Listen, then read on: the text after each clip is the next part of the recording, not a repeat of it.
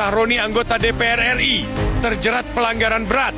Kepala Polri pun juga diduga terlibat dalam penyalahgunaan wewenang. Sungguh di luar nalar akal sehat. Publik dikejutkan dengan temuan sepucuk senjata api laras panjang jenis senapan serbu di rumah pribadi anggota DPR RI Ahmad Sahroni saat kediamannya dijarah massa. Fakta ini bukan sekadar aib personal, tetapi telah menyeret nama Sahroni ke jurang pelanggaran hukum paling berat. Kepemilikan senjata api yang secara tegas dilarang oleh Undang-Undang Darurat Nomor 12 Tahun ke-1951. Sebagai catatan, undang-undang tersebut menegaskan bahwa senjata laras panjang jenis serbu hanya boleh dimiliki TNI dan Polri, bukan pejabat sipil, sekalipun ia anggota DPR.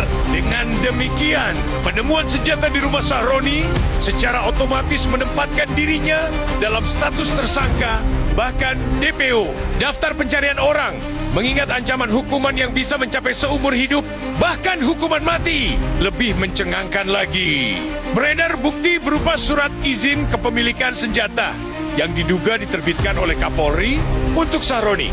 Fakta ini membuka ruang bagi dugaan serius adanya penyalahgunaan wewenang di tubuh kepolisian, sebab Polri tidak berhak memberi izin sipil, apalagi anggota DPR, untuk memiliki senjata laras panjang jenis serbu. Jika benar, ini bukan sekedar pelanggaran prosedural, melainkan skandal besar yang mencederai hukum, mencoreng Polri, dan mengkhianati rakyat. Pertanyaan besar kini menggema di tengah masyarakat. Mengapa Kapolri bisa memberikan izin yang jelas-jelas melanggar undang-undang? Apakah ada praktik istimewa bagi pejabat tertentu hingga hukum bisa dilipat-lipat seenaknya? Siapa yang akan bertanggung jawab atas pengkhianatan terhadap aturan negara ini? Kepemilikan senjata api ilegal oleh seorang pejabat publik bukan hanya soal kriminalitas, tetapi juga ancaman serius bagi demokrasi dan keamanan rakyat. Seorang anggota DPR yang seharusnya menjadi teladan malah memegang senjata terlarang, sementara aparat penegak hukum justru terlibat dalam melanggengkan pelanggaran itu. Publik berhak menuntut jawaban dan tindakan tegas. Jika hukum masih berlaku di negeri ini, Ahmad Sahroni harus segera ditetapkan sebagai tersangka dan masuk dalam daftar pencarian orang atau DPO.